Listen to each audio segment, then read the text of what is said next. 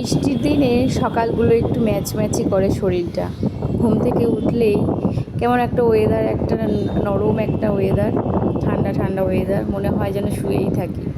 কি করব, শুয়ে থাকলে তো আর হবে না। ওই যে পেছনে বসে আছে, উঠলেই ওনার খিদা পেয়ে যায়, তো সেটা তো করতেই হবে। ভালো লাগছে না, বৃষ্টি পড়ছে, কিছুক্ষণ বসে বৃষ্টি টিষ্টি দেখে উঠে দাঁত ব্রাশ ট্রাশ করে ফ্রেশ হয়ে চলে আসলাম রান্নাঘরে। প্রথমেই তো নিজের জন্য কিছু করে আগে চাটা খেয়ে নিলাম। চাটা খেয়ে নিয়ে এবারে চলে গেলাম ঘরে, গিয়ে দেখছি বাবু কার্টুন দেখছে। যেহেতু বৃষ্টি পড়ছে, আজকে স্কুলে পাঠায়নি, বলছে খিচুড়ি খাবেন। তো খিচুড়ি রেডি করতে করে সব নিয়ে চলে এসেছি। এবারে দেখো বৃষ্টি পড়েই যাচ্ছে অনবরত, আর মনে হচ্ছে যেন কাজই না করে একটু শুয়ে থাকি। আর শুয়ে থাকলে কি আর হবে বলো, কাজ তো করতেই হবে। পাঁপড় ভেজে নিলাম গরম তেলে, বৃষ্টির দিনে পাঁপড় ভাজা খেতে ভালোই লাগে।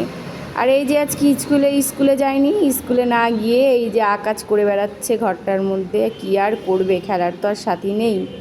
পাঁপড় ভেজেছি, বসে গেছে পাঁপড় ভাজা খেতে। আমার খিচুড়ি এদিকে তৈরিও হয়ে গেছে, গরম গরম গরমের দিনে খিচুড়ি। এবার বলছে মা আমাকে দাও, সকালের টিফিন দিয়ে দুপুরের দিয়ে কিন্তু হয়ে যাবে, একবারে করেছি।